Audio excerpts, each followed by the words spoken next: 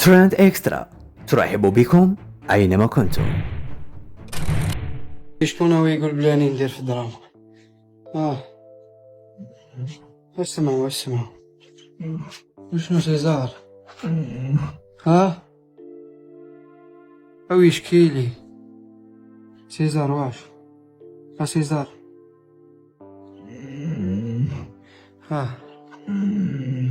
راكم تسمعوا؟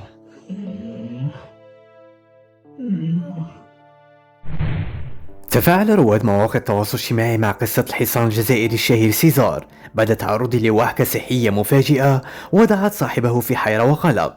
وفي محاولة للإطمئنان عن حالته تابع الدكتور البيطري المصري حاتم 60 حالة سيزار بالتنسيق مع طبيب بيطري جزائري في متابعة مشتركة أثارت اهتمام المتابعين. تفاصيل الحالة وما حدث لسيزار نتابعها في هذا المقطع.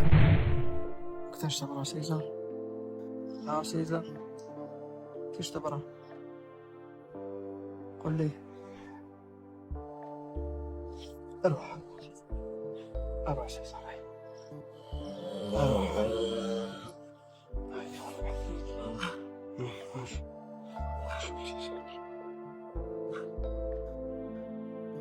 الحقنا يا دكتور من الجزائر، الحصان سيزر محبوب الجزائر مريض وتعبان. ده كان سيزر قبل المرض وده سيزر دلوقتي.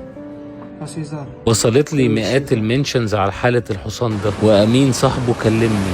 ايه الموضوع يا دكتور؟ تعالوا احكي لكم. الحصان الاسود سيزر الفحل الادهم الجميل، فيديوهاته مع صاحبه امين لمست قلوب الملايين. حصان ما شاء الله تبارك الله، له طله وهيبه وجمال، وعلاقته بصاحبه مميزه جدا. والحصان اللي زي ده ما شاء الله تبارك الله نادر تقابله، مفيش منه كتير في الدنيا. ومن المشهد اللي انت شايفه ده تفهم قد ايه الحصان كان بيحب صاحبه وصاحبه كمان بيحبه. وسيزر ما شاء الله تبارك الله كان صحته حديد، ولكن للأسف ثبات الحال من المحال. وهنعرف مع بعض حصل له ايه حالا، بس اتفرج وتمتع على هذا الجمال الصافي، هذه الجوهرة السوداء الرائعة. فجأة لقيت مئات الناس بتبعت لي الحق يا دكتور سيزر، شوف ايه الموضوع، سيزر مريض. ورديت على كذا حد قلت له يا ريت صاحبه يتواصل معايا، وبالفعل امين بعت لي. بعد ما عرفت منه تاريخ الحالة والاعراض التشخيص بقى واضح قدام عينيا. سيزر تعرض لنوبة مغص شديدة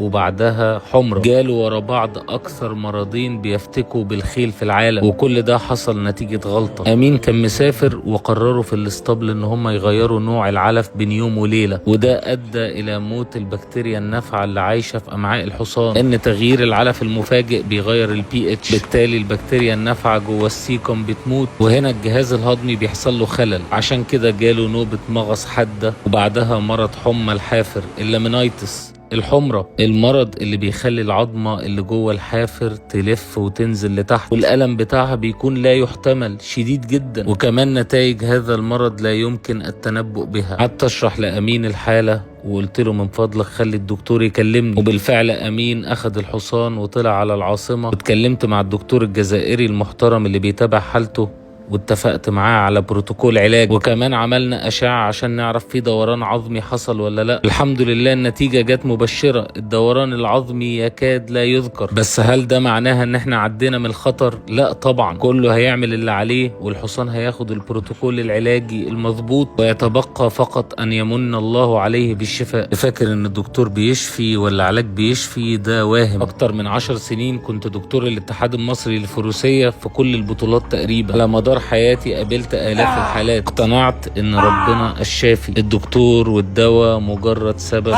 وسبب قليل. البروتوكول العلاجي اللي نجح مع حصان مش شرط ينجح مع حصان عنده نفس الحالة. ربنا يتم شفائك على خير يا سيزر. هتابع حالته معاكم واشوفكم على خير. إياك نعبد. والله العشرة تاع الليل وما زلنا مع سيزار. راني مع الدكتور. السلام عليكم. السلام ورحمة الله. صفا لاباس؟ ربي يحفظك ان شاء الله. راك واقف مع سيزار محبوب الجزائريين كاع ان شاء الله يا ربي. قل لي واش هي الحالة تاع سيزار ان شاء الله؟ سيزار راهو في حالة ستاسيونير ان شاء الله ان شاء الله. راهو هو يتحسن ان شاء الله باذن الله. قلنا له لي زاناليز تاعو، قلنا له لي زيكزامان كومبليمونتير تاعو، لي راديو شفنا كاع واش عنده.